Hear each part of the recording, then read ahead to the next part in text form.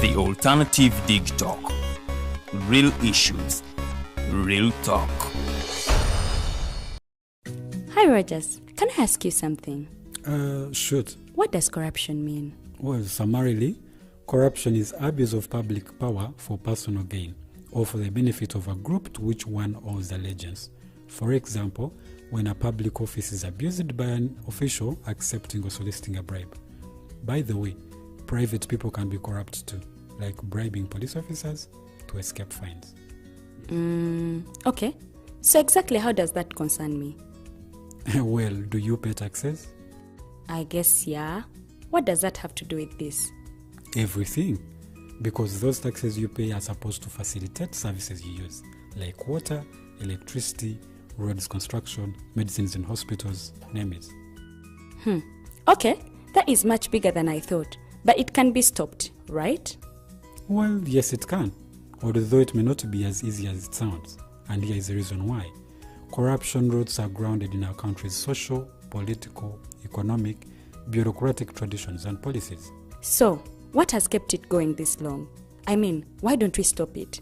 Well, the main reason why it has been here for so long is because institutions are weak, either as a result of poorly defined ethical standards of public service, weak administrative and financial systems, or ineffective watchdog agencies. What can we do to stop it? At a national level, we must focus on strengthening the independence and effectiveness of public institutions that fight corruption. At a personal level, we must commit to never giving a bribe. I promise I'll never give a bribe. Well, that's a great decision you have made. Me and you now have to spread this message to all our friends. If we all do our part, corruption will be no more. This message is brought to you by Alternative Digital.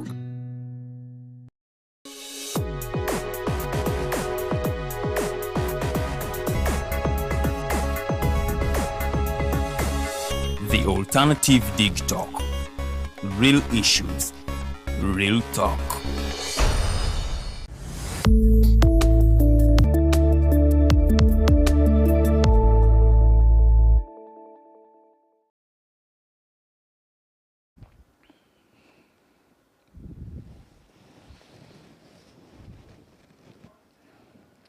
Ladies and gentlemen, good evening. Welcome to this edition of the Hotline Show.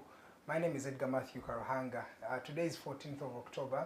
The year is 2024. Last week, Uganda was celebrating its independence. Yes, every 9th of October, this country remembers the time that we actually got independence. That was the 9th of October, 1962. Uganda was able to gain her independence from the colonialists. From that time, we have been celebrating this day in commemoration of a free and liberal country. The question is, are we actually liberal and free in nature? Is this independence worth celebrating? What can we point out and say this is a win after these 60 and more years? This is a win for Uganda. After we got independence, this has changed. Many people are still talking about the political transition. There is also a bit of economic empowerment. There are lots of issues that are affecting Ugandans. The president hinted on the unemployment rate, and he says some of you have actually not embraced these particular wealth generation programs, and at the end of the day, you continue to cry unemployment and poverty. This could be your fault, you being broke at such a time. These are some of the few sentiments that many Ugandans have been pointing out, saying that maybe it's time we look and do some introspection into ourselves, and maybe we say we are part of the reasons why we believe we are independent or we're actually not independent. That and much more is what we're going to be talking about this evening. But before we even delve into that conversation, on the global scene, a lot of things are happening. Just near us here in Kenya, the Deputy President, Rigathi Gachagua, has actually already been impeached by the parliament of that particular area.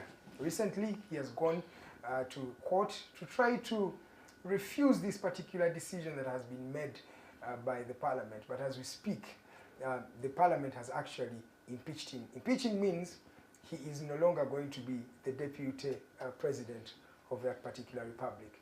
When we go straight forth to the Middle East, the war there is taking a twist Remember, on 7th October last year, we had a mass death of many Israelis, courtesy of some people who, some villains, they call them villains, the people in Gaza, the fighters in Gaza. From that time, we've seen Israel retaliate. We have seen a lot of invasion in the Gaza Strip.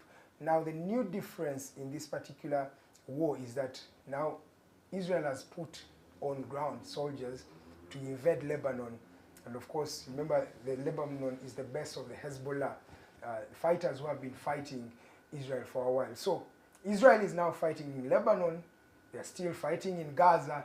And remember, we are hearing Iran has already warned, and some missiles have been actually been thrown in Israel. So we are looking at an axis of fighting. Can Israel actually thrive in such a time? And what does it mean right now when the war is starting to become a full-scale war that is affecting the Middle East? How are we affected down here in Uganda?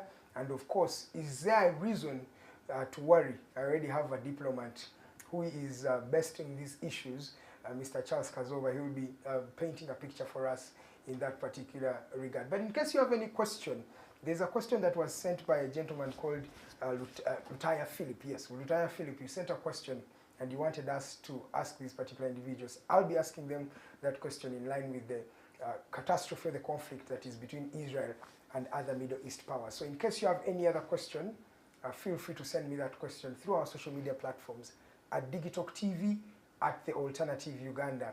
We are on Facebook, but we're also streaming live on YouTube. So in case your Facebook is buffering, you can alternatively use our YouTube platform. Just send in a comment, a question, and I'll be able to read it for you as we continue the program.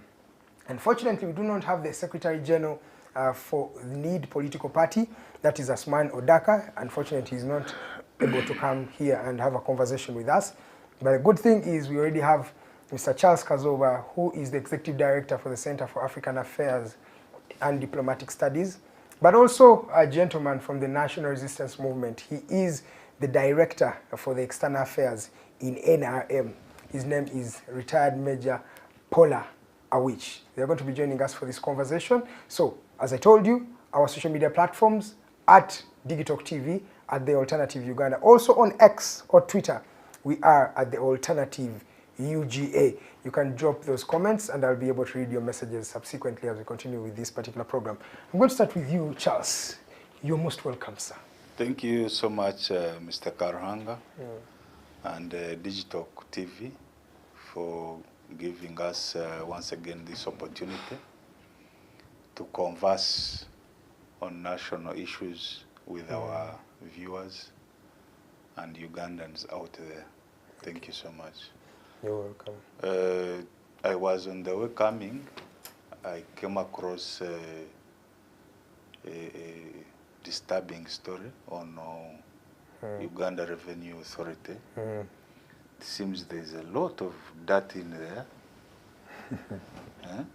I also didn't know that there was a Directorate of Revenue Intelligence, which is different from the one of Karemera. You know, Karemera, the convict. Yes, the ex-convict David was appointed recently and is to head related to something. the tax investors protection unit. There is a lot of that in revenue. This man, the head of the Commissioner General of Revenue Authority, he is a clean guy. His record is going to be so tainted that by the time he gets out of that place, he will not have breathing space. Is there evidence that has been attached to those allegations that they are making? Yes, because apparently even information has gone to the president and is aware. So investigations are being done. I saw the Commissioner General promising that they will do a lot of cleaning up in the department, but I think he better gets out of that place as early as possible before scandals there bury him. Because it is too much. There is a scandal of the one of MTN. Apparently, there was an inflated figure. Revenue people claiming that MTN had arrears of about 1.5 trillion in taxes. Which they had not paid. Then they went back door and negotiated, brought the figure to 260, and MTN Billion now, then? 260 billion. Now, it is very, very dirty, really. It's, I think the mafia has infiltrated the Revenue Authority. And from what an official in MTN was claiming, that they are being blackmailed. It is not true that they have those arrears. So let's hope that not Kalemera, somebody else can do a better work. But it's Kalemera's job to do that, sir. No, apparently that his outfit has not even started. It even lacks capacity to do some work. But apparently there is another Directorate of Revenue Intelligence which has been doing some work for some time. So maybe another agency can take charge and they clean up that place. Because if the country is being told that they are not getting enough revenue, and yet there is a lot of money being stolen by the collector, then there is a problem. Okay. Yes. Thank you. I remember there's a gentleman, I'm not going to mention his name because there was never evidence that was produced, but he used to work in that URA. And it is said that in a day he would make over 1.5 billion. And that gentleman, as we speak, is in Parliament. Yes. Yes, if you know that gentleman, I know. He was using his office to but because I don't have evidence, I won't mention his name. You are right. But these things, we've had them happening in that particular place.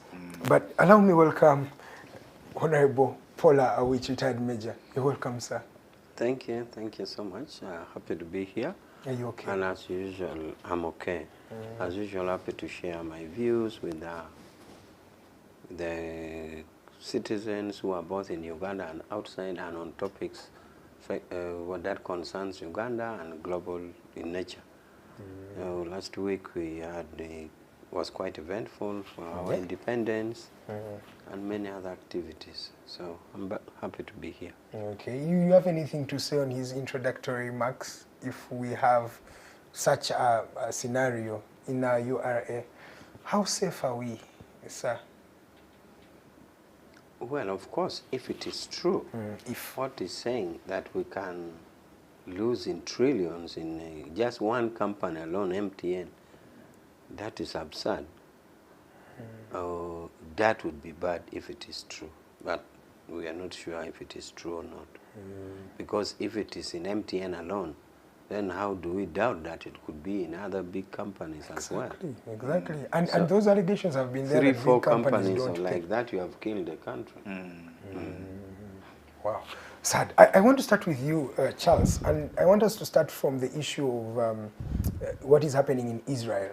Then we shall also talk about Kenya, because I want us to just get a global perspective on these issues as we metamorphose to talk about independence. I'm bringing you individuals, putting you on the spot on these issues because you are excellent in diplomacy, I can say. You've studied it. He has practiced diplomacy for a long time throughout his career. I want to start with you. What does this change in twist for the Israel, Hamas, Israel, Hezbollah, and that particular axis, if this war is changing like this, what does it mean for the face of the conflict between Israel and its neighbors? First of all, you need to understand Israel's foreign policy. You also need to understand the beliefs of the man in charge, that is Netanyahu, because they are too separate. Unlike other countries where a head of government dominates the state, in Israel it's different. They kind of share power because of their system of coalition. You have about 5 parties coming together to make a government, and you have opposition. It's a very complicated system of theirs. So there is no figure that dominates the state.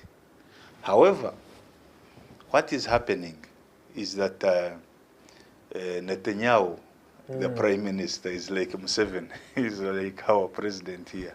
How? His focus is to survive today. He looks at surviving, a government to survive, him surviving. He does not take risky decisions, for instance, to put a country on the right path. Rather, he will take advantage of circumstances so that he's in power. He stays in power. Relevant. So what happened is that Netanyahu has decided to give what the right wingers and far right, the hardliners, that are those radicals within the Israel state who believe in pounding Palestine until it is neutralized. They don't believe in peace talks. They don't believe in Two-state system and things like that. reconciliation. They don't. In fact, they don't even want to hear about it. So Netanyahu has agreed with that group within the Israel state. And therefore, all the interests that he is serving are for that group that wants Palestine to be obliterated, neutralized, and erased. Now, there are other moderates who say, let us have Palestine as also a separate state, but their voice is not being heard. Now, the tricky situation is the Jews in the US are getting tired of that group of radicals. And remember, it is the Jews in the US that always lobby the US government to support, to give arms to Israel and financial aid. Now, we are most likely going to see a situation where this war will bury Netanyahu and his group. But equally, the Hamas group, these armed groups, the so-called terrorists, the Hezbollah, the proxies of Iran, they're also not going to survive. Because the Arabs, the Muslims, are also getting fed up of them because of the costs of war. First of all, they are so corrupt. They have been stealing all the monies that come in for the people of Palestine. But apart from that, the people who have died in this war, we are talking of over, I think, 41,000 yes, people. More than 40,000 people. Yes, the number is big. So the Israel image in the face of the world has been damaged. When you look at the exchanges between Israel and the United Nations, and it has been going on for quite some years, but now it is becoming worse. It is as if Israel has become the bad boy in the international system. And yet we are in a globalized world where there is a free flow of information, communication. People watch and hear and see what is going on. And they are getting a negative picture about Israel. So for Israel now to get to a better stage, this group of radicals has to be subdued. But that cannot happen with Biden. or Kamala Harris. However, when you get Trump in power, Trump and Netanyahu agree on certain things. In fact, it is unlikely that Trump will subdue these people, the radicals within the Israeli state, to stop pounding Palestine. Actually, the war could even get to facing Iran. And that is where the Middle East will start burning. So let's put our fingers together and keep praying. Okay. But we need now somebody that can talk sense to the radicals in Israel, that enough is enough. Will they listen? Joe Biden has tried to speak. And the problem is that they don't believe in civilian foreign policy. Their foreign policy is created on military personnel. They believe in hitting and hitting and hitting and hitting. That's what Netanyahu wants. But you never know, because I think by 2019, he was 2020. He was indicted on corruption charges. Actually, he was supposed to go to prison, but now this has disrupted. But you never know. However, the public, the Israelis themselves are getting tired of the group. So the pressure is mounting. The pressure is growing. Please, yes, we wanted some revenge because of what Hamas had done to us. However, this is not what we want. Our country, as a democracy, liberal democracy, the picture is very bad in the face of the world.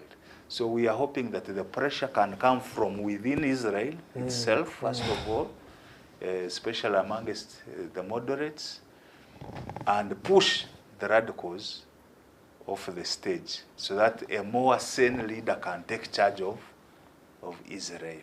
Okay. But with the U.S., I don't see somebody who will help. Actually, Trump will worsen the things. But then Kamala Harris, I don't see her having the muscle to contain the group of the Netanyahu. It is not possible. But what you agree is that if both of them come to power, they will all still support Israel at the end of the day. Because, like I've told you, the Jews, the lobby group that lobbies for Israel in the U.S., it's getting tired of these radicals. Yes, they're also getting tired of them, the way they are behaving. Okay. So, but even if it happens, does Kamala Harris have the boldness to handle that group? Because you see, Israel's foreign policy is based on three issues, on three grounds. First of all, they look at themselves as an isolated state. Therefore, they do not care what others say. They don't. Even the U.S. at times, they have so major disagreements. Yes. Two, they believe in expansionist, the expansionism, that they should keep expanding to reduce the threat against their state. That is why you hear they keep taking over territory by territory. Yes. Territory by territory. So with time, you never know what will happen, but maybe. Okay. That gentleman is Charles Kazooba. Why he knows these things is Executive Director for Center for African Affairs and Diplomatic Studies. So his area of diplomacy is here. Let me come to you, sir. My question is, do you think Israel has the capacity to take on all those countries and actually take them down, sir? Well, your question is simple. Does Israel have the capacity? Yes or no? And elaborate, sir. Well, you see, the Israelis question is a question where so many people don't understand, and it is unfortunate. For example, the entire Christian group in Africa think that Israel is their friend, Yes. which is not the case at all. The Israel are not Christians. They are not. They were Judeans. They don't even know this thing you talk about Christianity. But now you can see the first misinformation. The entire Christians thinking, oh, The God of Israel, Israel. the God of Israel. But they are not Christians like you. They are Zionists. So that is already, but now, talk about Zionism. And maybe I talk about Zionism to make people understand, my viewers. I like moving along with viewers because part of these sessions that we have can help educate people. Exactly. What is Zionism? Zionism comes from the word Zion, which is a mountain in Middle East, in Israel. Now, during the Roman Empire, the Jews who were living in Middle East got scattered for some reason. So Jews went all over the world. Yes. In Russia, in Sweden, in UK, wherever, in Arab world. So when these Jews went, when they went around, they were kind of successful businessmen. Exactly. And that is why they got trouble in German. Because in German, the German realized that they were tied by loans from the Jews. Exactly. They were money lenders. They say, how? How have these people become money lenders? The way some people felt in Uganda at some time about Banyarwanda is Exactly. Yeah. you find it said, oh, come on, we are the one getting money from. Exactly. You see, this is the situation. Some people felt like that about Kazooba's people. He's in the move. He's in the movement of Banyarwanda. Now, and this is what led to some feeling, although it had a fascist tendency, his fascism was first hate the communists, hate the Jews, even killed disabled. He wanted clean people, pure white, blonde hair with blue eyes. You know, he was such a fascist, that extremism of Hitler. But in his fascist, he bracketed the Jews. And that is why it is believed he killed 6 million. Now, this is 1945, Second World War. Yes, sir. So 1948, 3 years after the Second World War, there was a British Prime Minister called Mr. Balfour. Balfour now started Zionism. Zionism meaning a move to Mount Zion. We are going back to Mount Zion. Now, before that, they were thinking, since Hitler had killed the Jews, let's look for a home for these people. And the first choice was Karamoja in Uganda. Yes. They said, bring them to Karamoja. Because Karamoja was a British colony, Uganda was a British colony. So there's a mountain part in one of the British colony called Karamoja. Let's take them, we start Israel there. Then they debated, they said no. But anyhow, they zeroed on Zion. And that is where now the movement of Zionism started. Let us move to the Mount Zion. Now, about 700 Jews first started to be settled in the current Israel. Remember, by force, the British, because that area was under British colonialism, it was Arab land. Yes. Because now if you say everybody should move everywhere, for us, the Langis in Uganda, we are believed to have come from Ethiopia. So should we go back to Ethiopia and claim land that we are from Ethiopia? We came from Ethiopia through Sudan and what and everybody. Yeah. So now, because it was Arab land, the British colonialists brought the Jews there by force. And armed them. The Arabs didn't have guns. Yes. Armed them. The first lot was 700 people. And out of these 700, about 100,000 came from Iraq. And another 300 came from North Africa. And then from some Asian countries. The ones in Europe had not yet started coming. Then they started coming. To date, they still come. As long as you are a Jew and you practice Judaism. If you're a Jew and you turn to Christianity, out. Yes, I see them battering a lot of Christians. If you're a Jew, say in German, a Jew in German, but you have turned Christian, like Karl Marx, the philosopher. Karl Marx was now counted out. An outcast. Yeah, you are out. Because you're Karl Marx, you're a Jew, but you have changed to Christianity. Yes, yes. Now, these people started coming back. The first lot was 700. They were armed. Now, Balfour started giving these people guns against the Arabs. They started extending, up to the current situation. Now, the situation became so complex. And also with the emergence of the Jews who were in America. Yes. Remember, America had always had the philosophy of a land of opportunity. Yes. A land of opportunity. Land of the so free. many Jews had gone there Exactly. to get the opportunity. And they had become wealthy again. Exactly. So they now took over from Balfour, who had made the Balfour Declaration. It is Balfour Declaration that led to the formation of Israel. Yeah, 1948. So you can see that Israel is an artificially created institution. Uganda was a British protectorate in 18-something. Israel was not there. Israel was in 1948 when Uganda was about to get where independence. does Israel get the audacity to fight the neighbors and the people they've actually That is fought why with? I'm saying now, when the British child from the British Balfour Declaration, when now this baby of the British was taken over, adopted by the Americans, Yes, sir. they kept on getting strength and strength in power. Because America also wanted to use them as they are detached in Middle East. Okay. So it has created a lot of problem in the world. A lot of problem. And some Christians jump on unknowingly thinking they're allies. The guys are not Christians. They don't even want to hear about it. Yeah, they don't believe in So Jesus now, also. if we understand that Israel is an artificial creation Yes. of Zionism moved to Mount Zion, and we know that the artificial creation is created by the West, it becomes terrible. Anyhow, when they gain strength because of American arms that were poured in, a debate, they created and expanded, got land by force. Now, it reached a point where they said, some thinking said, this is now the reality. We know these people were created, but they are now here. So what do we do?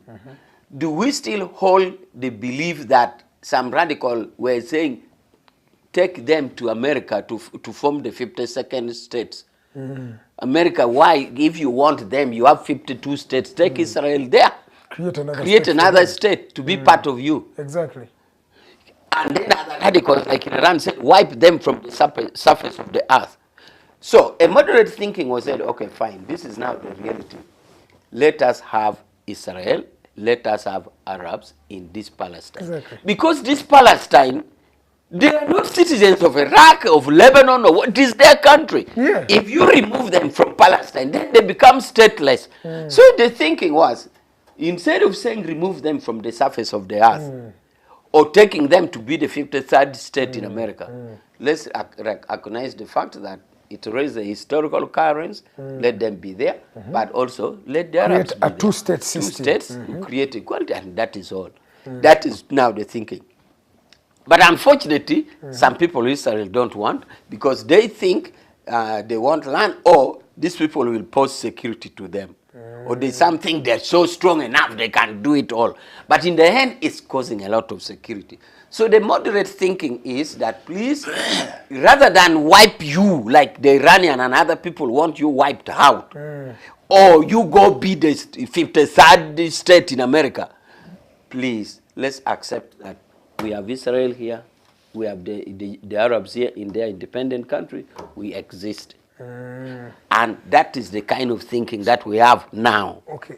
Now, about whether the fighting goes on or whoever wins, we don't know. But now, the global aspect is that lately, the Russians have brought technology in Iran that can disable Israel. And Israel is worried. Because Israel, of course, uses superior technology, Yes. which sometimes they make by themselves, or sometimes it's supported by America. But even if it's technology is made in Israel, it can be discovered or invented in America. But the bulk manufacturing The bulk manufacturing takes place in America. Okay. It is America which has the capacity to make in bulk.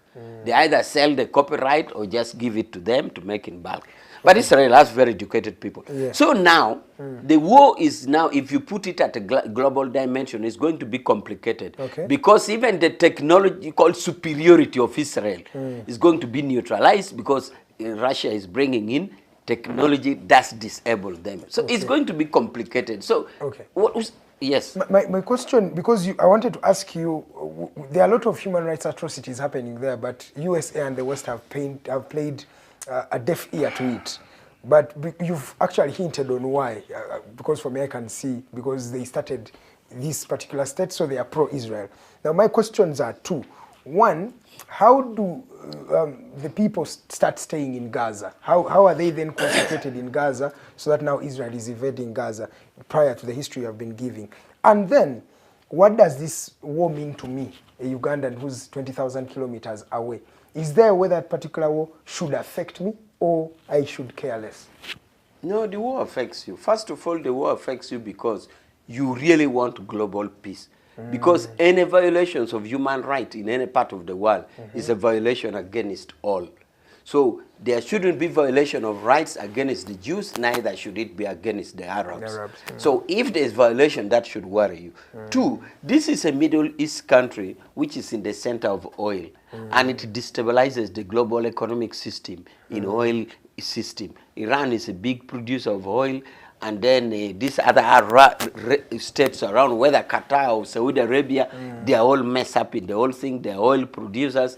So it affects the general economy as well. Okay. And of course, if the war spills over, you never know where it would spill, but it would affect us in a way. It will crowd all the air system. Those who fly will not fly in those areas. So it really makes the world ugly, and it affects all of us. We just can't sit and say we don't care what happens there. We really care, and that is why we think that we keep sending our voices, we keep sending our views, either individually or through our government, in forums like United Nations, African Union, or otherwise, in the little way that we can. All right. You've not answered the question of how do the Arabs then get concentrated in Gaza? Because it looks like all of them were concentrated in Gaza, and Israel is fighting Gaza and the Hamas in Gaza. Originally, you see in Israel, first of all, there are Israelis Arabs who are citizens of Israel, the Arabs. Now, then you have that part of Gaza which was divided for Arabs. So there has always been existing an Arab country along there. Yes, it has been there. With the even observer status in UN, yes, I think, but it was never recognized as a country. I think even full membership in Arab world, you know, under this other former popular leader, the one who was believed to have been killed. What was his name? The leader of yes, the Hamas? The leader of the Arabs in Palestine. Arafat. You know, they were almost a state. So it's a big area which had Arabs, and that is the part I think you're talking about. Yes, it's the one that I'm talking about. It has been always theirs. It has always been their part. With population, with what? With schools, with hospitals, with everything. Looks like Israel wants to take it over as well. Yeah, it has been, They think that is an area where they bring their enemies come through to fight them. Right. But it has always been there. So I just like to say that myth about Israel need to be cleared. Christians should not believe that Israel is theirs. Two is that we should know that Israel is an artificial creation. And we should know that that artificial creation has caused lots of problems in the world. It was created specifically in 1948 with 700,000 people, with 100,000 from Iraq, 300 from North Africa, Egypt, Morocco, where they were all there. So, well, that's how we are trying to see it, because Israel has had a history of more than, 5,000 years? It has been there, even in the past, one would say. That is what we're saying. Even Langis were in Ethiopia. Okay. But during remember, if you're talking of Roman Empire, you are now talking of, you could average it to 2,000 years, because we are now counting using BC. And AD. After that. So AD is year of the Lord. So if you count from the time Jesus was born, and that is the time the Roman Empire, that is when they scattered. No, that was, in fact, they had already come back, because when they scatter, I think they scatter before even Jesus, the times of the Moses. That was the time those people. This coming back is by Balfour. Balfour Declaration is the one I'm saying, who and brought it there. because So now, they are really isn't that scattered. also undermining the history when you say that? It But starts we by are saying everybody 1948? has been. The Zulu in South Africa came from Cameroon. Are you going to say now Zulu should go back to Cameroon? Thank you so much. Mr. Philip Lutaya, your question has actually been answered by these two gentlemen. You wanted to know what it means for that particular war, and of course in our regard. So, Philip Lutaya, thank you so much for that particular question. The two gentlemen have asked it. Now I want us to delve into the conversation of Kenya. Rigathi Gachagua, the deputy president of that particular country. For the first time in history of Kenya, they are impeaching a deputy president. I'm going to come to you, Charles. Charles, what does this mean for Ruto himself, but also Kenya? As we are also going to be talking about the independence, I don't know if we have the power to impeach here somebody, but first, what does that impeachment really mean for Gachagua and the President Ruto? I think, first of all, Ruto, President William Ruto has been smarter than President Kenyatta. Because when Uhuru Kenyatta disagreed with Ruto as his deputy, it became nasty. There were quite a lot of embarrassing incidents that even at public events, they couldn't shake hands, they couldn't greet each other. Ruto would not even be allowed to sit near His Excellency Kenyatta. It was so bad. The humiliation was too much for Ruto. However, I think Ruto didn't want to play the same game with his deputy. He has decided to be smarter. He used the law, he used the legal processes, although he's not doing it overtly. But the truth is, in fact, even his head deputy admitted, he said, this impeachment, it has the approval of the president. Do you want to paint a picture why he's doing that? Why is Their system is also not good. You see, having, especially in a continent like ours, Africa, we've not developed to that level, that two people should share power. We've not reached that level. I remember our group even proposed it to NRM. Yes, we wanted the president to have a running mate so that they can share. And Todong said that is impossible. It is not impossible. It is not possible for Africa. We've not yet reached there. That is why you see when, even though it is the party that has won, there has to be that dominant figure that has all the power to manage the state. So their system, I think they should go back to the drawing board and scrap that position of deputy president. They can have a vice president like we have here, that our president will send you to go to wedding ceremonies of people around. So you've always said that you want positions that have power in itself. Yes, but for the president. But now it feels like you're also supporting what Museveni is doing. Do you know why, for instance, we had an issue between the Kadaga and the President Museveni? It's because Kadaga wanted to step up and have a purely independent parliament. And that would mean almost sharing power with the executive.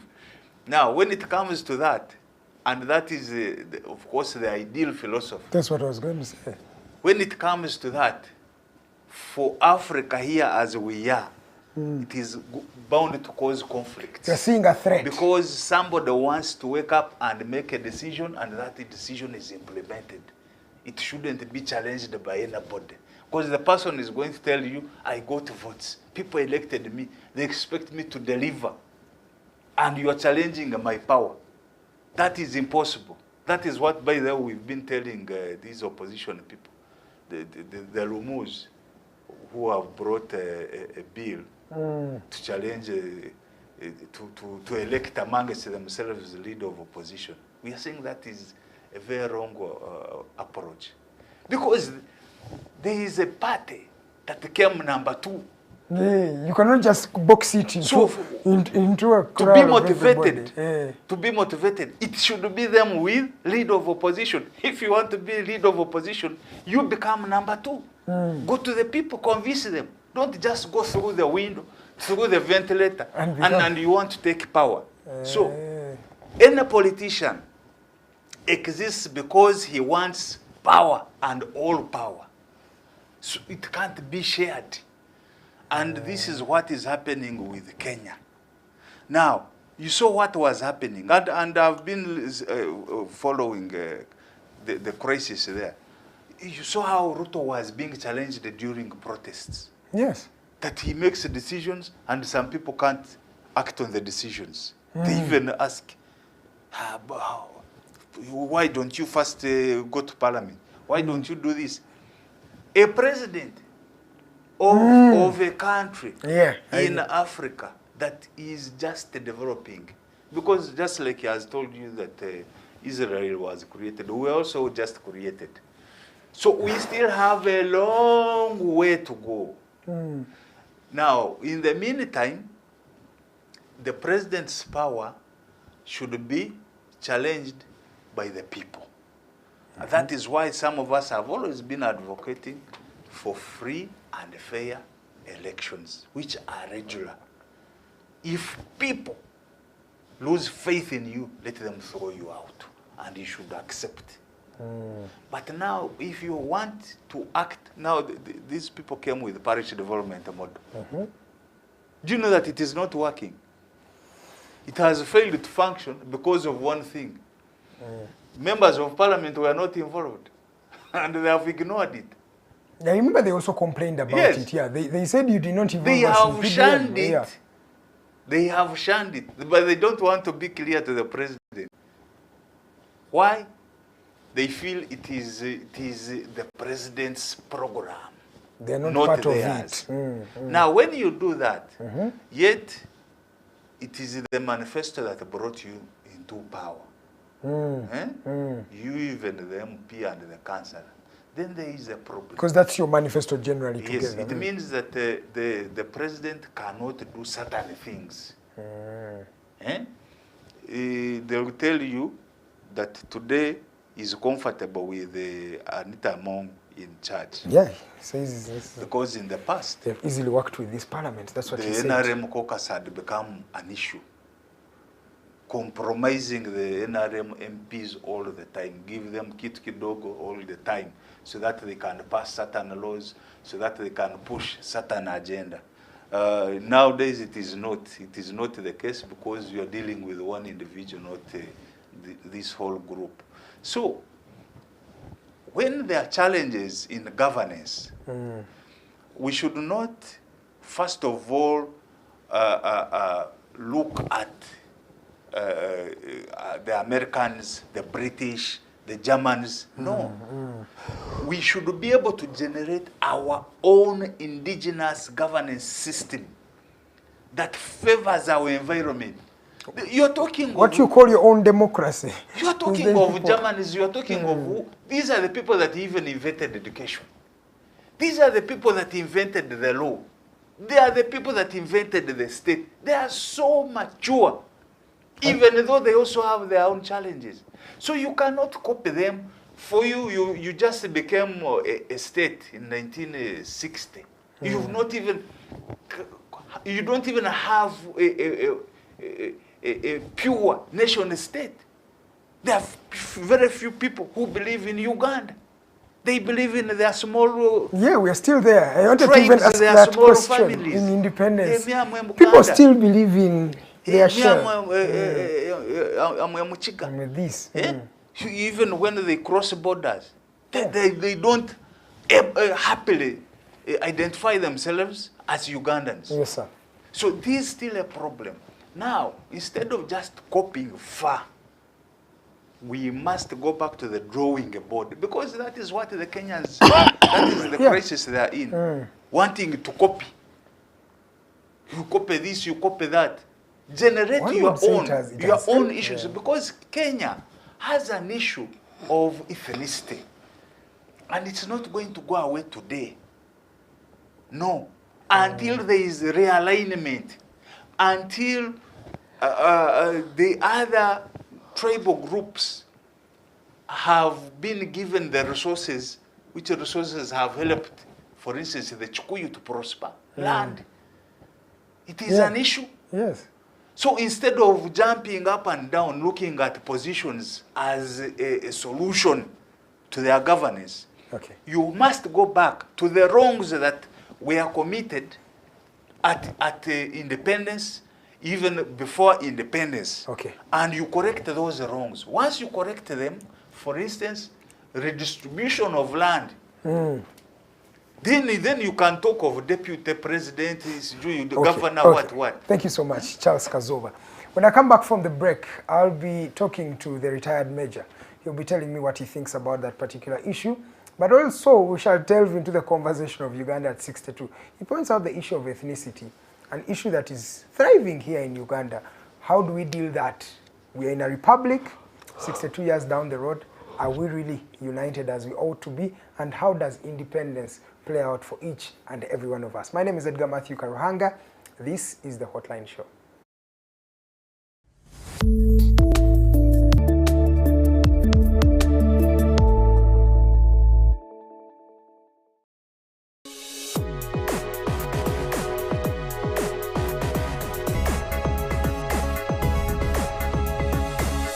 The Alternative Dig Talk. Real issues, real talk.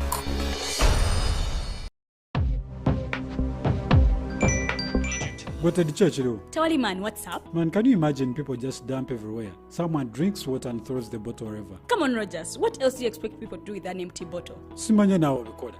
Do you know that plastics take at least 450 years to decompose? What? That's a long time. Exactly. Because plastics are made out of a lightweight and flexible material that doesn't decompose easily. And plastics everywhere in the environment cause plastic pollution. What is plastic pollution now? It is the accumulation of plastic waste in the environment, like bottles, polythene bags, straws. All of these contribute to plastic pollution. I have been using them without knowing their effect. Yeah, a lot of people have. Plastics are a danger to the ecosystem, both on land and in water. So how can we overcome this problem? Is there something we can do? Oh yes, we can reduce by minimizing the use of plastics, reuse by repurposing them, or recycle by collecting and processing them into new products. Everyone wants to change the world, but no one wants to change themselves for the world. How about we change our habits for the world? And it starts with me and you. This message is brought to you by Alternative Digitalk. At first, we hit your gadgets with our state-of-the-art digitalized mobile studio with the debate on the road behind the wheels. Later, we launched our magnificent studios located on Plot 1A, Sawagude Close, Lukulinanganda, Machindye, Kampala, where we bring to you our must-watch shows like The Mighty Drive, Monday to Friday, 8 a.m., Hotline, Mondays, 7 p.m. As for legal matters, Twins at Bar, Tuesdays, 11 a.m., Wednesdays, 6 p.m. is Afro-Caribbean Link, where we connect Africa with the Caribbean. Voltage on Thursdays, 7 p.m., featuring a youthful panel. Interface with Dr. Kiza Besije every Friday, 12 p.m. with his call to action against injustices. Snap Talk, Saturdays, 6 p.m. with the trio. A must-watch, The Political Dice, Sundays, 8 p.m. with the duo that never stammers, and so much more.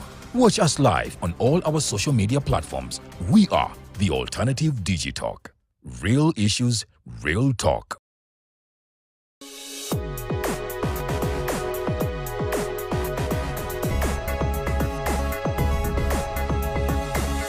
The Alternative Dig Talk. Real issues, real talk.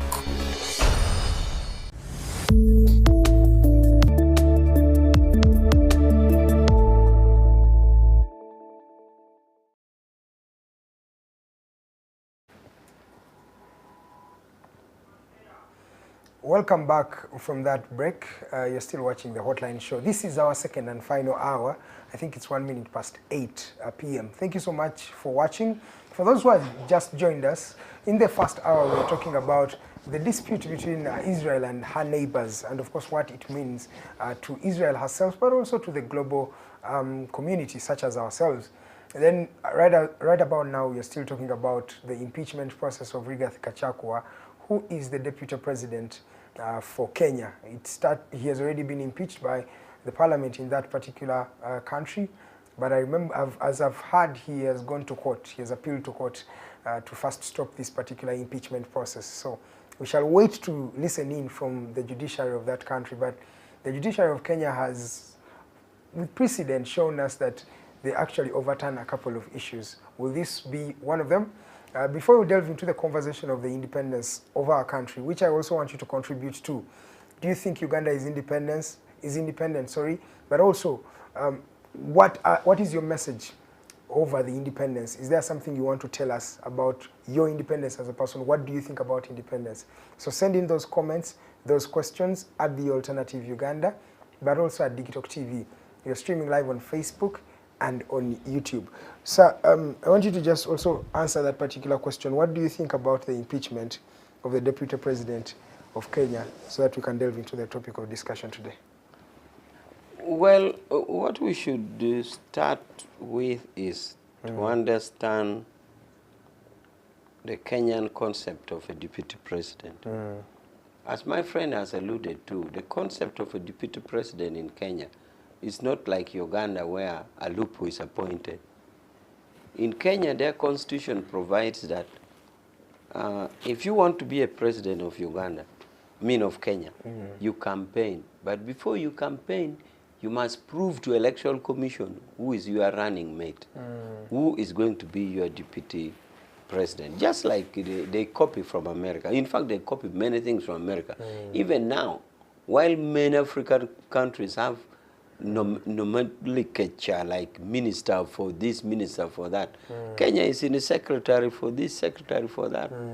So they think they are... They even have, I think, the Senate and the House of Representatives. Yeah, they have the Senate, the what, and they really think they are way outside African situation.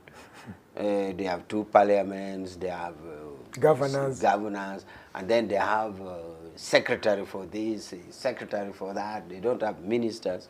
So in the same way, they did with the vice president. Now, the Constitution provides that the vice president, who has been your running mate, you just don't reshuffle the way we reshuffle in other countries.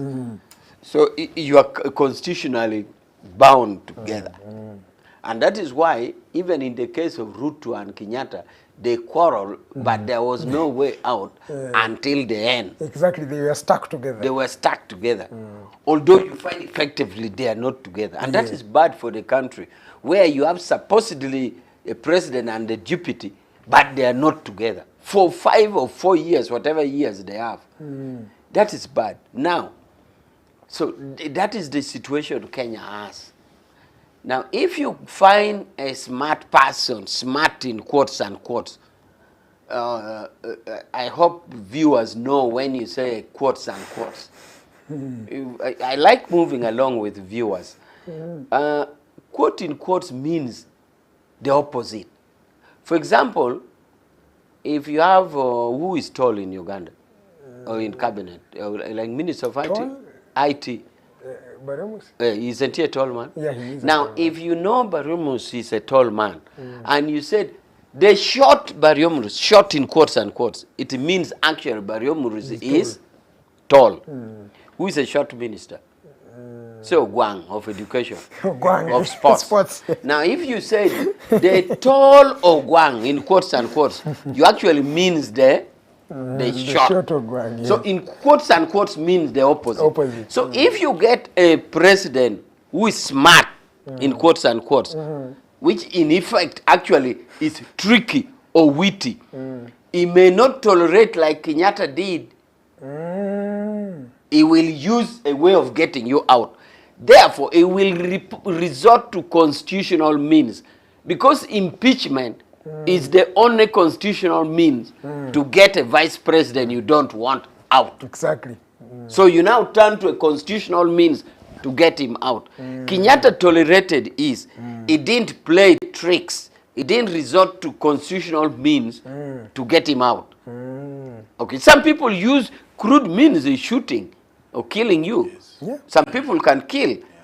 Others can use this. So Kenya now finds themselves in this legal situation, this constitutional dispensation, where they think they are so smart and they want a running mate and they have this and that is it. So that is what it is. I wanted that understood. Yeah. The other part that I wanted to share with viewers is that when Ruto appeared to get problems, the behavior and the body language of the deputy president was unique. By words of mouth, he was not supporting his boss. He even ran to Mombasa, I think, and camped in Mombasa and stayed away. All his body language was to the effect that he thought, should Ruto be removed, Of course, then he's taking over. Then he would take over. Yes. So that is what And I was ideally doing. that would So be there. his words, his explicit utterances, I'm sorry I can't quote it now, but his utterances were completely in divergence with with Ruto. He even flew away and stayed in Mombasa. He didn't even want to associate with Ruto.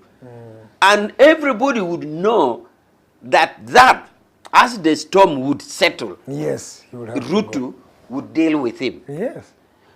So, therefore, it is unfortunate for Kenya because for a smooth running of a country, and not only unfortunate for Kenya, even unfortunate for us Ugandans, because really Uganda and Kenya and even Tanzania, we are the same country. Yes. So we would wish harmony in all our countries. I would wish harmony in Rwanda, I would wish harmony in Tanzania, I wish harmony in Kenya, I wish harmony everywhere. So I can't say if there's anything wrong in Kenya, then it is unfortunate for Kenyans. No, it is unfortunate for all of us. Okay. Therefore, it is unfortunate that this situation is unfolding. Maybe one would stretch himself and said, so which way forward? Okay.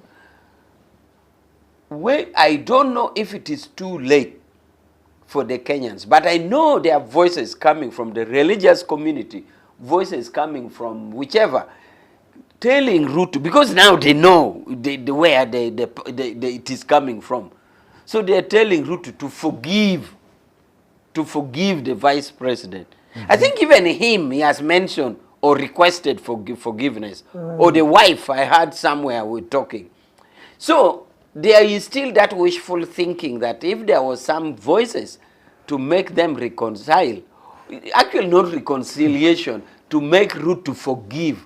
Because if Ruto forgave and pulled out, although it is now late because the impeachment step has gone, I think they're moving to the next.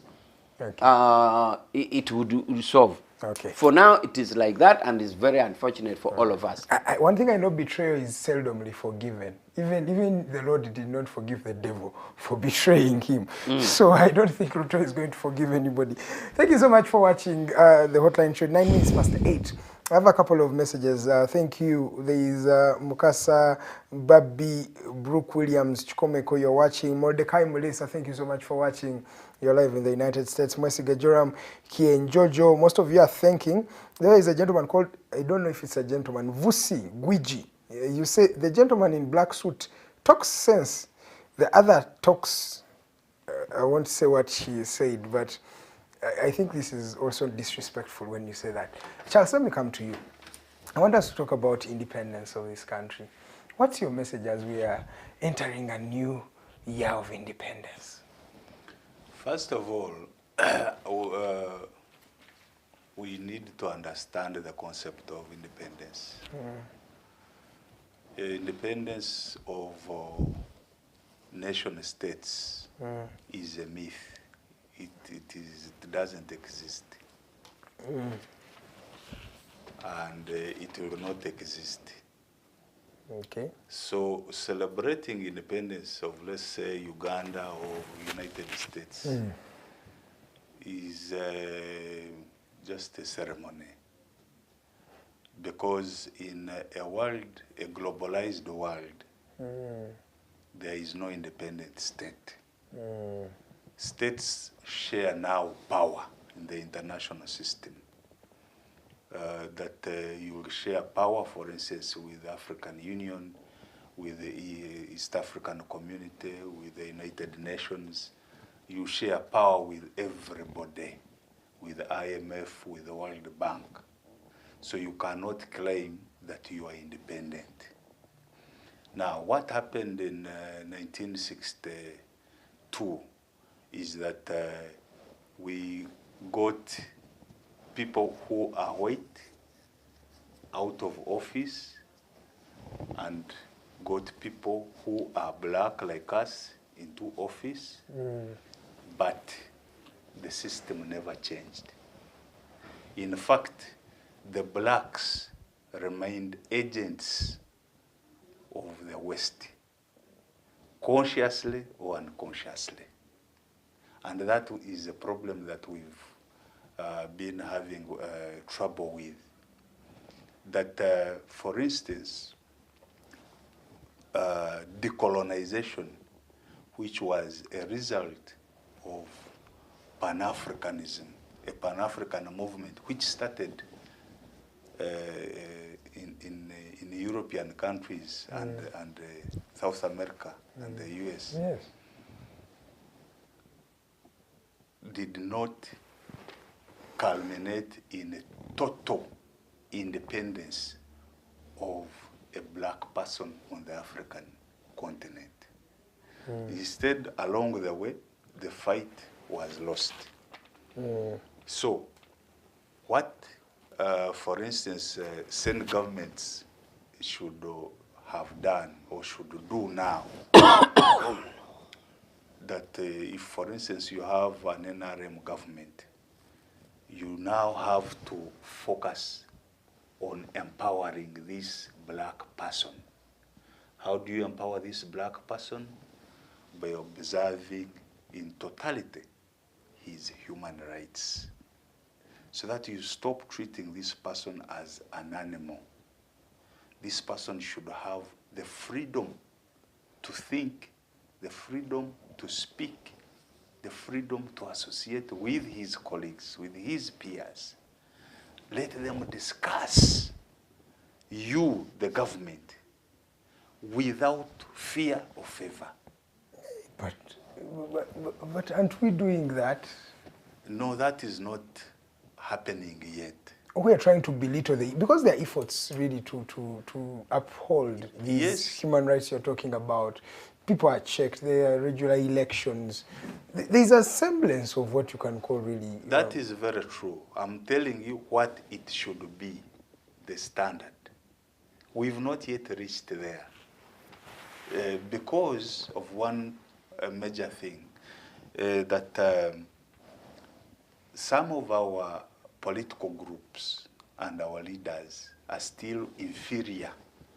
They fear discussion, for instance, the masses talking about what they are doing, making them accountable.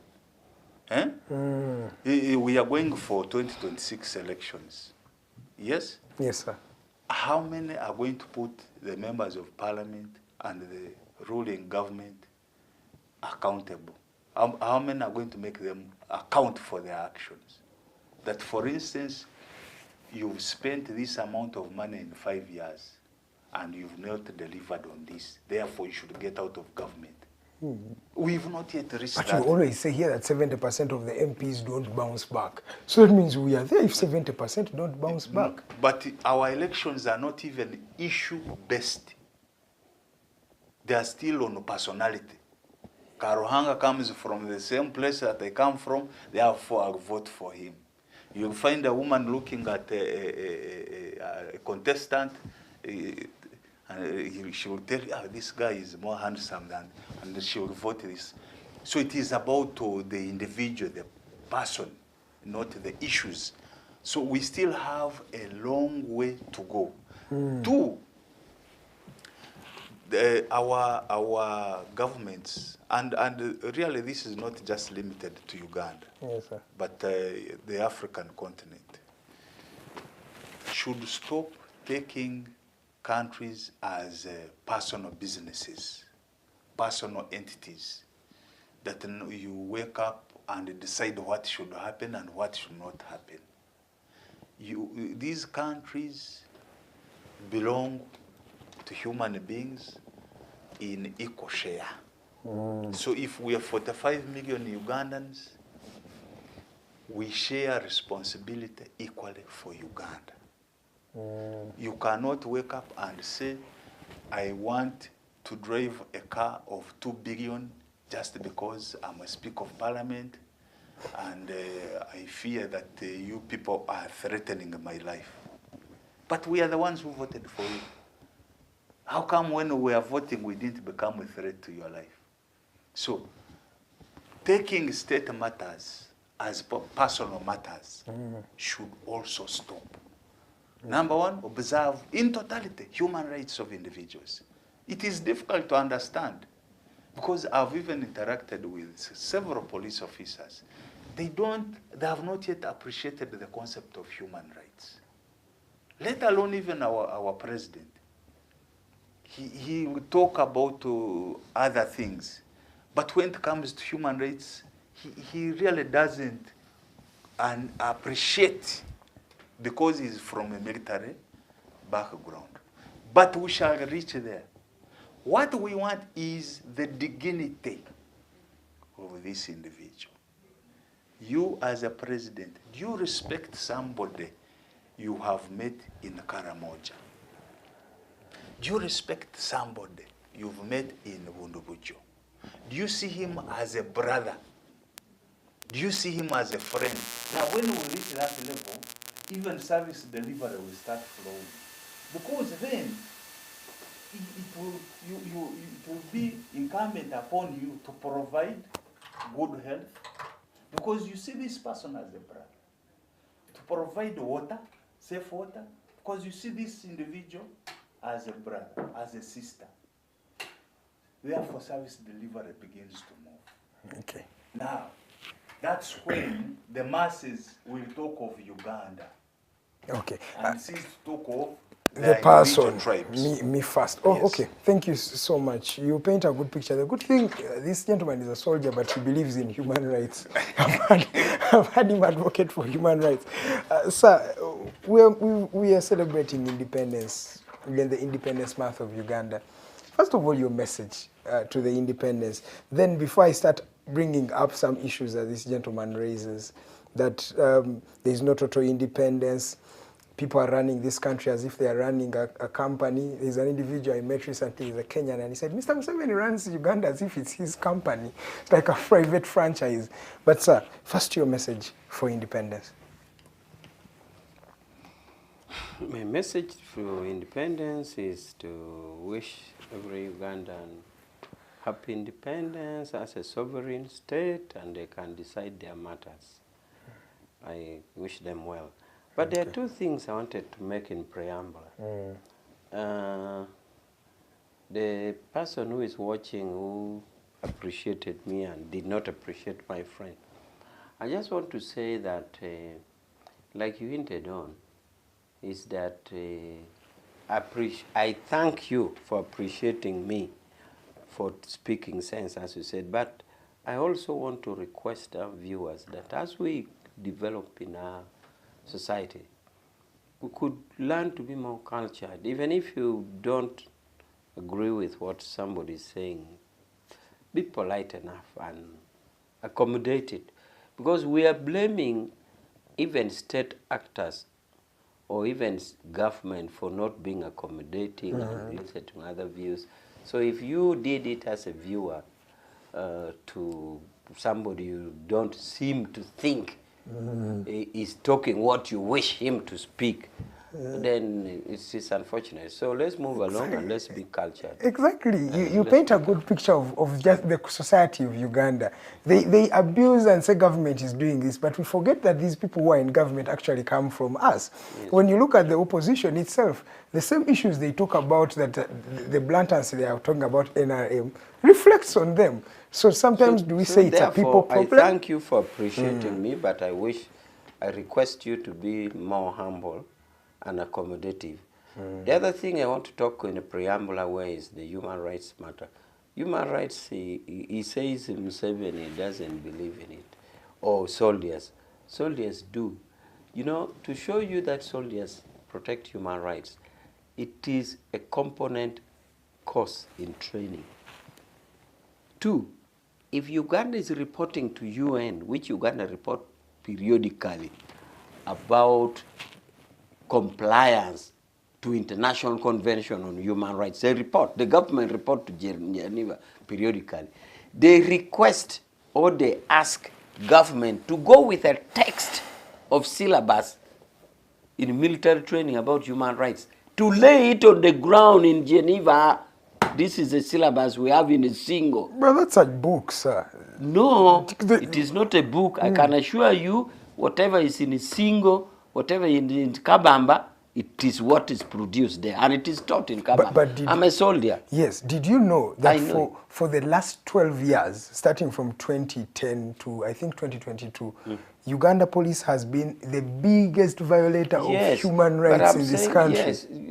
Yes. You are killing, but you can't commit a crime. So if you take the provision that there is war crime that we should observe, and you also had the fact that in the training you have syllabus on human rights, and you also have the fact that there are punishment provisions for penalties, including various courts, then I like to implore the viewers that we respect human rights. Of course, there are characters who violate, and that's why we have inbuilt system to punish them. 12 years in a row? Yes, and they are being punished every year.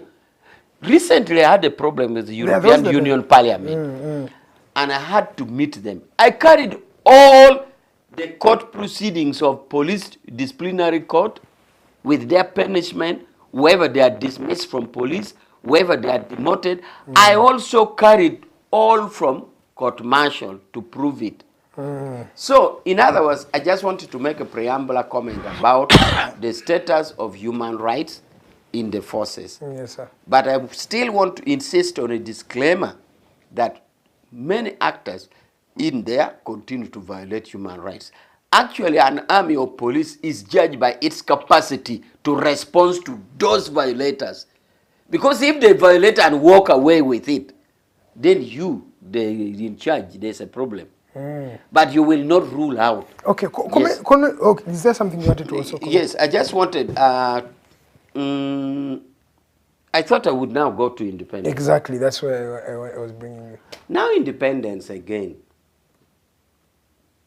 There's something we need to understand, viewers.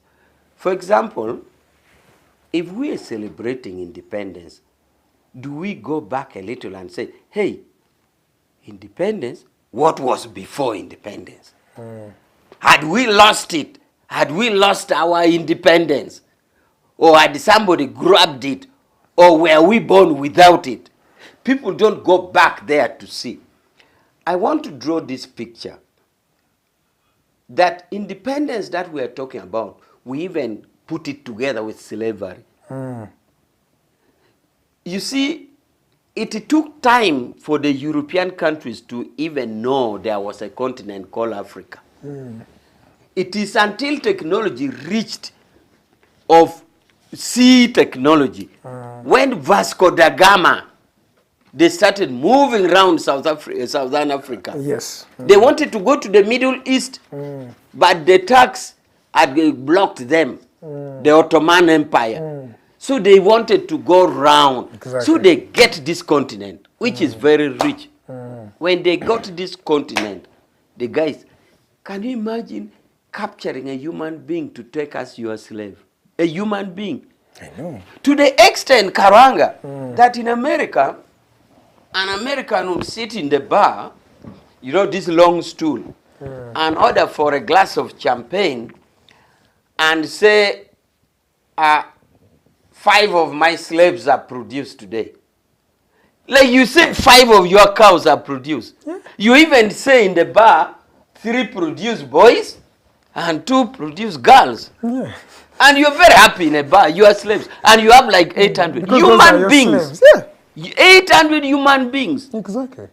Very shameless. So, this is the situation. It was terrible. And when somebody says, we are God-fearing, said, God-fearing, when you really had human beings as your property. You even sit in a bar and order for a glass of wine, and you talk confidently that you are slaves.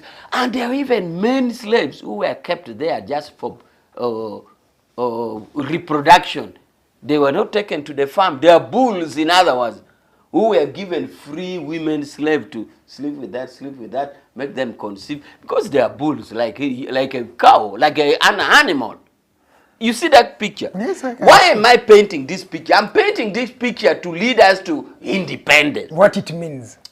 Then before that, in 1884, this guy sat in Germany yes. and said, no, we have to develop Africa. We develop Africa? Now, because like in Europe, do you know, to make wool for clothes, you have to save the hair of a sheep. This sheep cutting the hair from a sheep to take to a factory to make clothes. You see how cumbersome it is. And even the sheep itself will look very ugly after the thing has been cut. Now, if you now find that you can actually grow cotton in Africa instead of cutting the sheep, isn't it better? So they rushed to Africa, yes, sir. Colonized it. And now this brings us to the colonization. To get you a picture of what colonization was and leading to independence, some archaeologists study it in the things that have been left. But I can give 2 examples. One, in communities there are songs. Like in Langi there's a song which you used to say, Ikarame munu bini lobo, ineno malobor pengchek kangwekpe. That when the colonialists were capturing the area, were colonizing, you'd see heaven was far, the earth was near, there was nowhere to run. This public work you see here were by force. Every work was beating. Now, that is the example in a song. But in the sayings, the saying in Langi again, which could have been in other languages, that Africa, they said in Langi, for them they thought Africa was on a lango. That lang bera like means that stick for pounding. Yes. That the Europeans believed that the Langi was good with it, beating. Now we talk of freedom from torture.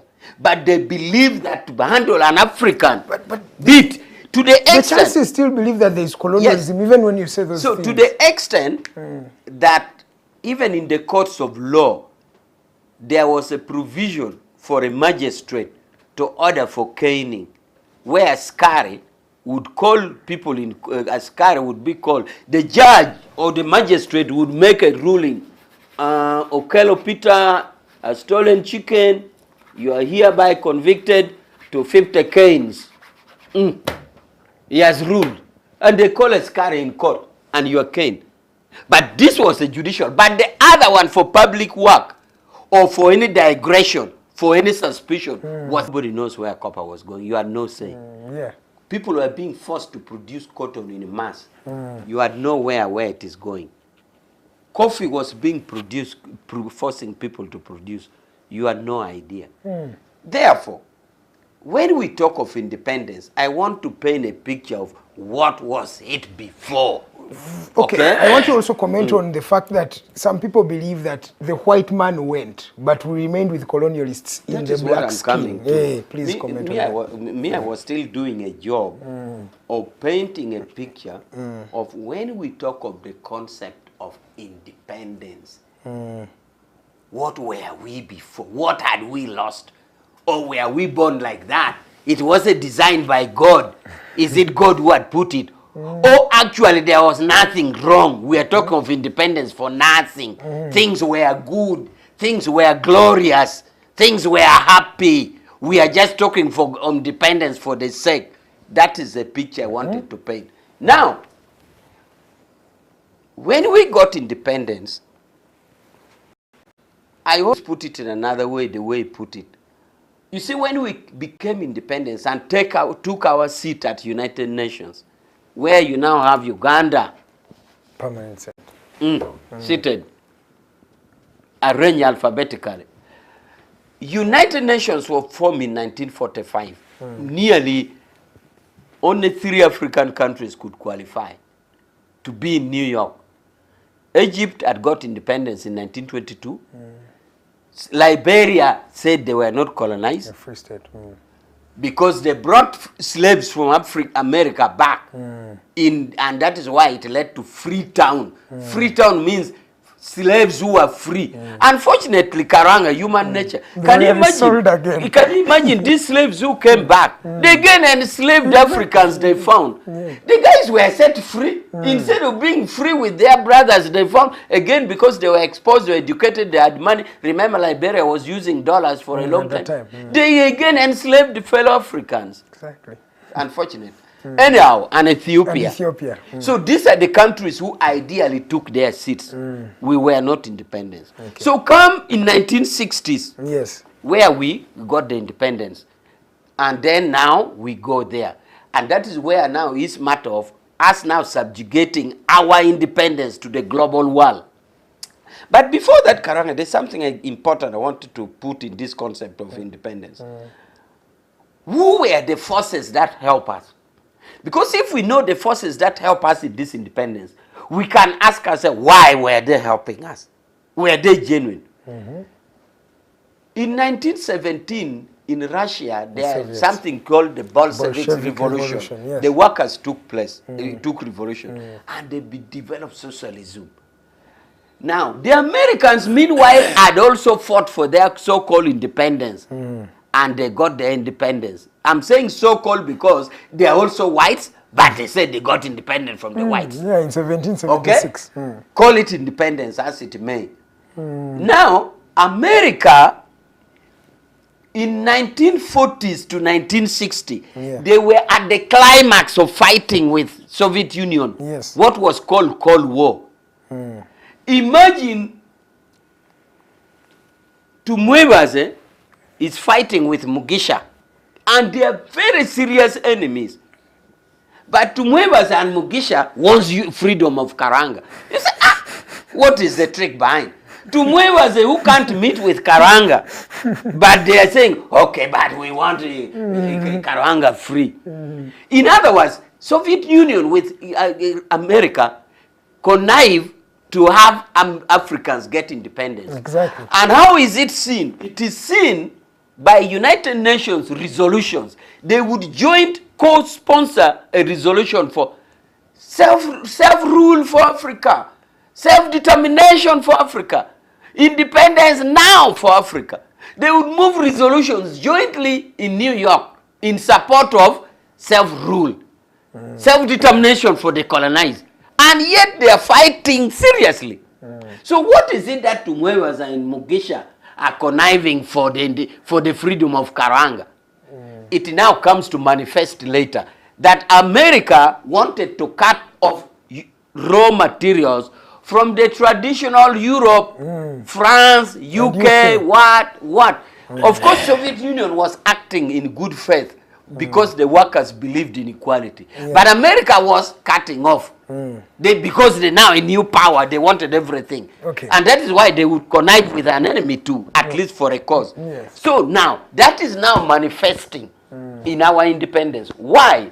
It now comes the birth of Bretton Woods institution, that is World Bank, IMF, which is American and whatever kind. So now, it is that now that plays a factor in our independence. You need to mention, because as you move forward, they pull you from behind. They pull you from behind. So now here it is. So we are now independent, I must say. It's true, we are independent, we are a country. You said on the basis of independence, firstly, before we talk about other things, is protection of human rights. And he says that is not here in this country. I want you to comment on that. No, I think that is a rush. Independence. I think that is a rush. We are rushing. First, we should define how independent we are. We should define how independent we are in that we are a sovereign country in the sense that we have a state of Uganda. I think Ugandans understand that. We have no. We have government. We have a legislature. We have that. Now, if we have that and we agree that we are independent, compared to the lack of it that I had painted, then we now can go in-house to see how we manage these falls or whatever stumbling that we are talking about.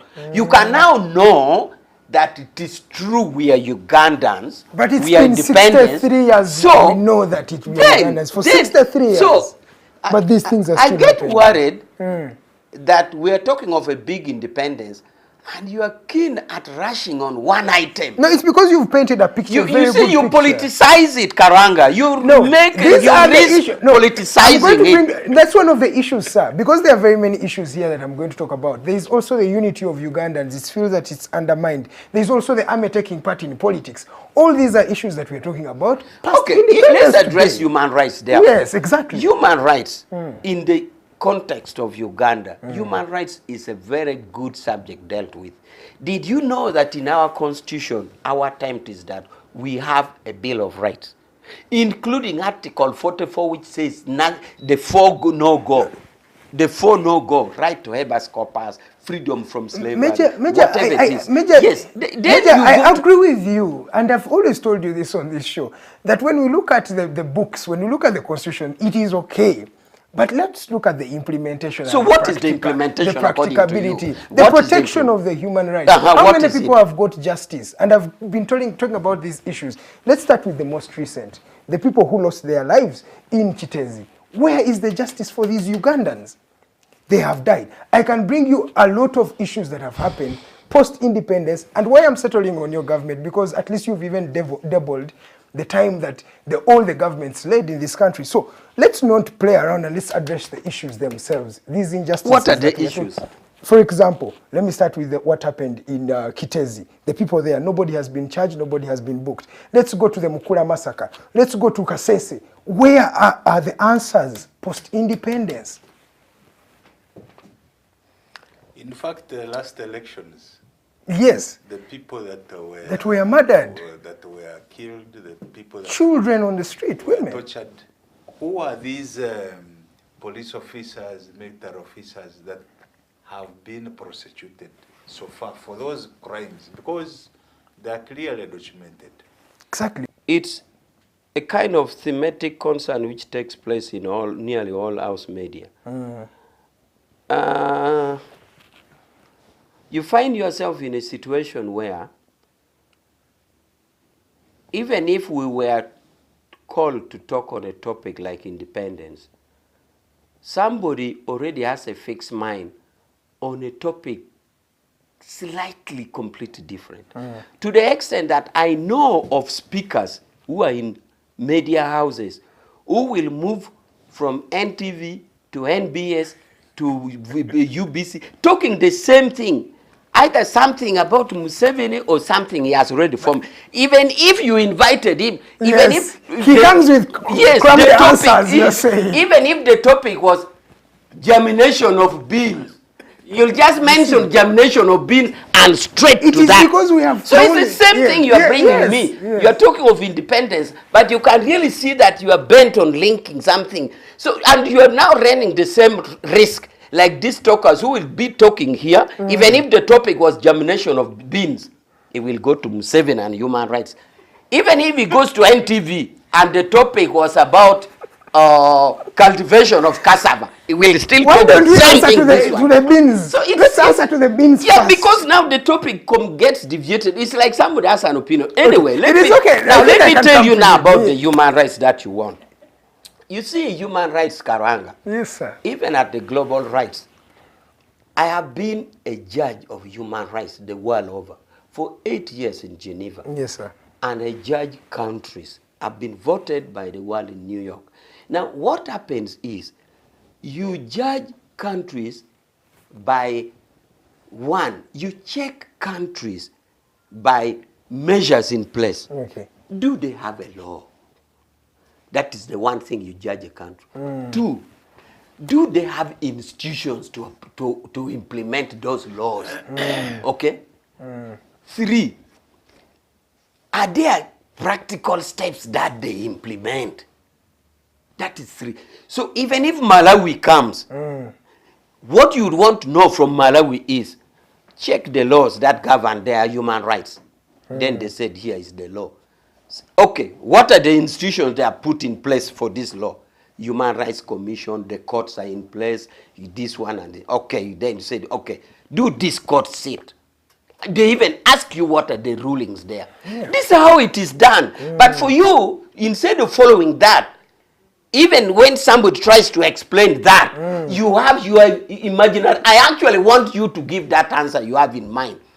Now, you have imaginary answer, which you yourself don't have, with a view that if you ask a person like me, and I cannot give that answer, which is not there, then you get gratification and happiness, let me come to and Charles. happiness about it. But first, let me conclude. I want to emphasize to you that in judging human rights of a country, whether Malawi or Angola or where, you proceed by checking the legislative procedures that country has. Okay.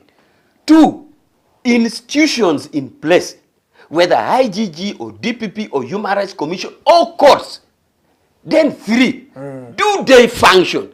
Otherwise, you are not going to judge a country by violators, because violators will be there. Let me come to you. Why these institutions are there? Because violators are there. Even in America, you are only judged by institutions in place. The institutions are backing them. If you want violators not to be there, then don't give back to them. Let me come to Charles. Let women stop producing. Charles, you raised that issue, and I want you to comment on it, but also paint a picture for how we can foster a unity, because we're coming to the end of the show.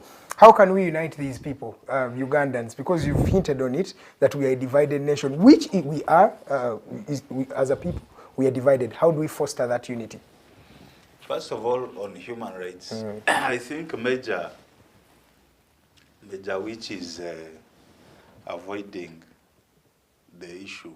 And of course he's right, because he wouldn't want to get into trouble over these issues. I've read a report by the Attorney General, the one that he submitted to African Union, our status, and that is how they want, that is how states want those reports to be structured. We have done this, we have done this, our soldiers are learning human rights, we've established in the curriculum. Human rights tribunal, things like that. We also have a Human Rights Commission. Talking of structures, we are talking of individuals who are state agents appreciating the concept of human rights, because colonialism itself was fought on the basis of human rights. In fact, if you even went to our charter, human rights is key. Even when you go to the UN Charter, even when you go to African Union, human rights issue is key. It is very crucial for a community, because it defines how dignified human beings should interact. So you cannot keep running away from that as a state. You can't treat your fellow citizens as animals, and then you want people to appreciate you as a government. It is impossible. People were killed in 2021 elections. We need accountability. How many have been prosecuted for those killings? What about these kidnappings? Even today, they are still happening. We don't see an accountability for that. And yet you want government, you want us to appreciate that government goes to UN and tells them, this is what we have done. No, me as an individual, as Charles, if I am illegally arrested, I want that action to be accounted for. I want this state agent, knowingly or unknowingly, who has illegally arrested me, to face the wrath of the law. But you have a president who actually told one, remember the case of Chagulanyi being beaten, he said they beat him very well. And that is what I've told And that's you. That is what he has talked of curriculum for military officers on human rights. It is true they are studying these things. And I've been telling him and others that I interact with these people regularly because I know we've studied together on these human rights things with these officers. But they do not appreciate them. They don't appreciate the concept of human rights as military institutions, as police institutions. They will study it as any other thing. But appreciating it is very difficult. It's even in their command structure, it's very difficult. And that is what we want to change. Because tomorrow you're going to get out of the military, like Major is here. You're going to get out of police. Remember Kaihura? Yes. So how you're treating people today, tomorrow you'll be also treated the same way. Kaihura said 2 days are not. Kaihura said 2 days are not enough to actually remand you. How can you say 2 days? We have not yet done investigation. So when he was incarcerated, he started crying for the 2 days. When you have power, don't abuse that power. Use that power to benefit each and every citizen. The way you want to enjoy your freedom as a state agent is the same way other citizens want to enjoy their freedom. If they have breached certain laws, then take them to court in the stipulated time. If you don't have capacity, find a way of changing the law. Explain to the public that, please, we cannot handle the 48-hour rule. So we need more time. And then in the parliament, we shall ask, how much money do you need? So that you do it in 48 hours. Because if you can't, then don't arrest this fella. Let him enjoy his freedom. If you have no evidence, don't arrest him. Did you say we have no time now? Because I also want No, I'm bringing it as an example. Yes, it's okay. So that is why I told you that we have Africans who are still behaving as colonialists. They will arrest you on trumped up charges. Not because that you're a wrongdoer, but because that is how the state has been structured. So the state itself has not changed from the colonial state. We only have people who are black in charge. But actual colonization of the citizen is still ongoing. Human rights abuses is very, very instrumental because it is the core of governance.